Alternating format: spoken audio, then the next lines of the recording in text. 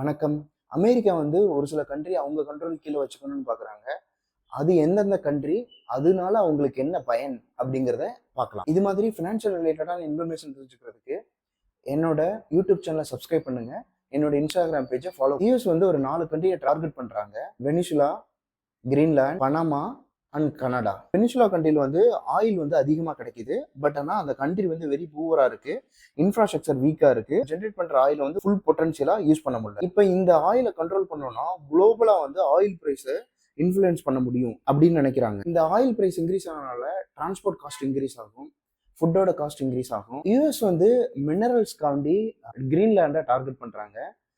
ஏன்னா அதிகப்படியான மினரல்ஸ் அங்கே கிடைக்குதுங்கிறதுனால யூஎஸும் மினரல்ஸ்க்கு வந்து சைனாவோ ரஷ்யாவோ டிபெண்ட் பண்ணியிருக்காங்க.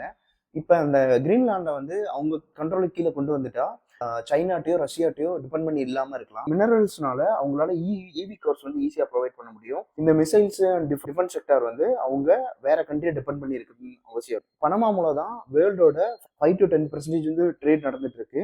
பட் ஆனால் யூஎஸோட ட்ரேட் வந்து 40% வந்து நடந்துட்டு இருக்கு. இப்போ அதை கண்ட்ரோல் பண்ணோம்னா, ஏன்னா அந்த வழி மூலமா தான் எல்லா பொருட்களையுமே கொண்டு போறாங்க. ஸோ அதனால ஸ்பீடை கண்ட்ரோல் பண்ணலாம், காஸ்டையும் டிசைட் பண்ணலாம். கனடாவில் வந்து மல்டிபிள் எலமெண்ட்ஸ் வந்து கிடைக்குது. Oil, minerals, fresh water and wood, இது பூரா கிடைக்குது. இந்த 4 கண்ட்ரியுமே அவங்களுக்கு கண்ட்ரோலுக்கு கீழே கொண்டு வந்துட்டாங்கன்னா, ஸோ எல்லாமே இந்த 4 கண்ட்ரில இருந்தும் அவங்களுக்கு கிடைச்சிரும்.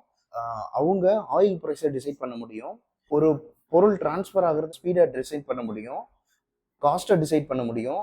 இது எல்லாமே நடக்கிறப்ப நிறைய கண்ட்ரில வந்து ஆயிலோட பிரைஸ் இன்க்ரீஸ் ஆகிறதுக்கு சான்ஸ் இருக்கு. ஆயில் பிரைஸ் இன்க்ரீஸ் ஆச்சுன்னா டிரான்ஸ்போர்ட் காஸ்ட் இன்க்ரீஸ் ஆகும், ஃபுட்டோட காஸ்ட் இன்க்ரீஸ் ஆகும், இஎம்ஐ ஃபுல்லு இன்க்ரீஸ் ஆகும், எக்கனாமி டவுன் ஆகும்.